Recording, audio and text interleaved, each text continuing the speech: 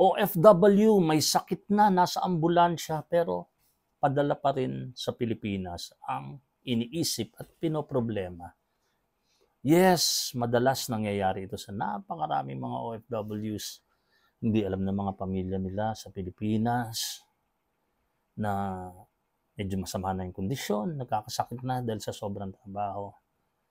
Hindi sinasabi ng mga OFW na gano'n na yung nararamdaman nila at may hindi na magandang pangyayari sa kalusugan. Pero patuloy pa rin ang padala. Tunay na bayani talaga. No? Si Kuya Bobet ito ng Bayani ng Lahi, kwentong OFW. OFW ulit tayo. Anyway, nangyari ito sa Hong Kong naman, nung nasa Hong Kong kami.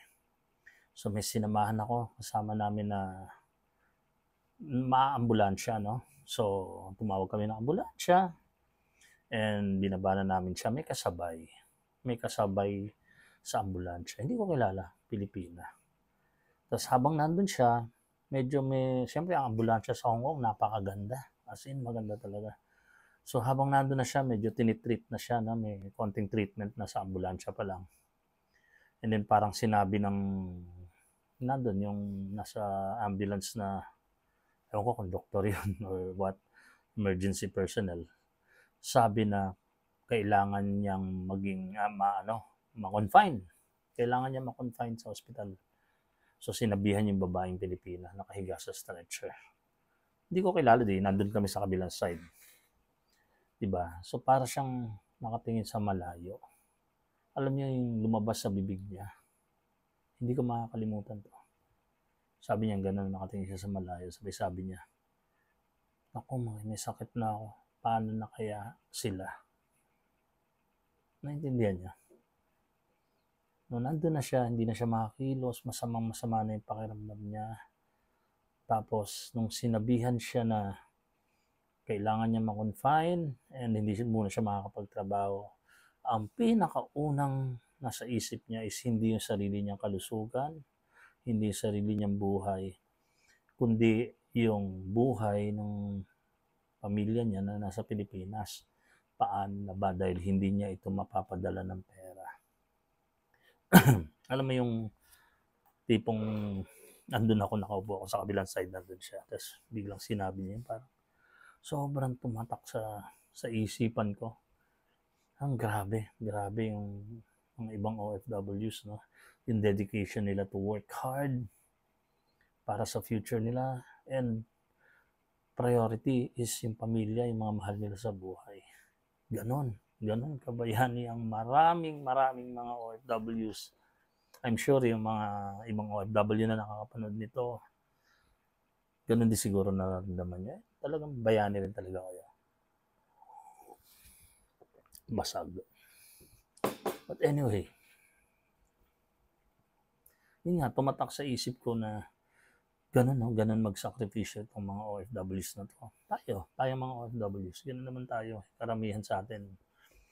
Ewan ko kung parang wala pa akong nakilalang OFW na pabaya talaga natin kung sarili lang niya iniisip Karamihan ng mga OFWs na nakakilala ko, if not all, ay laging may goal, laging iniisip yung pamilya sa Pilipinas. So, given that, di ba, sana malaman din ng mga pamilya ng mga OFWs ko ano sakripisyo ng kanilang mga kamag-anak na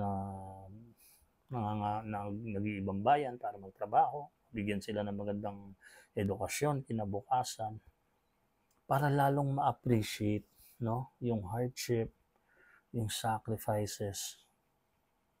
Yun ang palagay ko nagiging kulang. Actually, maski sa government nga natin, di ba, minsan nasasabi ko, napapabayaan nila dahil in terms of contracts, hindi nasusunod, naaapi ang mga Pilipino, ang mga OFW sa maraming instances na iba't ibang bansa.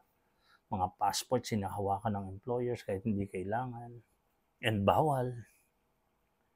So, hindi nabibigyan ng due respect and due credits ang mga OFWs. Although sinasabi nila, bagong bayani ng ekonomiya ng Pilipinas, ang bagong bayani ng Pilipinas. andun yung title. Pero yung actual na benefits for OFWs, di ba? Nakukuha ba? Napoproteksyonan ba? Yun ang katanungan. No? Not just with the government, yun nga, families, dapat na-realize din. Kasi minsan ang problema, hindi naman lahat, no? Padala yung OFW ng pera sa pamilya, thinking na pag uwi niya, may naipon. Pag matanda na siya, pag nanghihina na siya, hindi na niya kaya magtrabaho, ang dami ka naman pinadala sa Pilipinas. Nakaipon sila para at least hindi sila zero, hindi sila bokya. May kakainin, may pang negosyo, may pang sustento sa pang-araw-araw. Pero ano nangyayari? Pag uwi, nasaan yung pinadala ko? Ano nangyari? Ano nangyari doon sa pera? Maraming kwentong ganyan. Common na kwento yung ganyan, no? Minsan, hindi naman siguro minamasama ng mga pamilya nito, ng mga OFWs, pero siguro akala nila umaapaw ang pera, umaagos na parang ilog. Baka yun ang iniisip nila, no? Na walang humpay ang agos ng pera abroad. Napakadali lang kumita. Hindi nila alam. Yung mga OFWs, super tipid. Nagtatrabaho kahit may sakit. Tinapay, peanut butter, cup noodles ang laging putahe para lang makatipid, para maipadala. Tapos biglang iba, hindi naman lahat again, pero may mga instances na nakikita ko, nagtsatsaga na nagsasakripisyo yung OFW sa biyahe, tinitipid yung sarili, hindi bumibili ng mga damit para sa sarili, hindi kumakain ng maayos, papadala sa Pilipinas.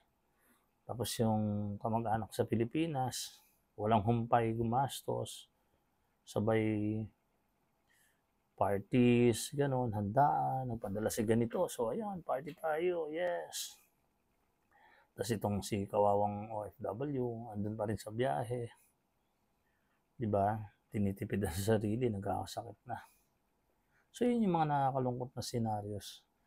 Hindi ko alam kung kasalanan din natin mga OFW yan dahil hindi tayo nagiging vocal para sabihin na oy, tipid-tipid naman. Dahil hindi umaagos ang pera. Mag-ipon-ipon dahil baka balang araw hindi ko na kaya magtrabaho. Di ba? Dapat siguro maging ganun tayo. Sabihin din natin. Kaya lang, masama naman minsan pag sinabi mo ganun, pinangunahan mo. Parang yung iba sasama ng loob. So, it's a matter of communications talaga. It's how you say it din. Sabihin natin yung totoo.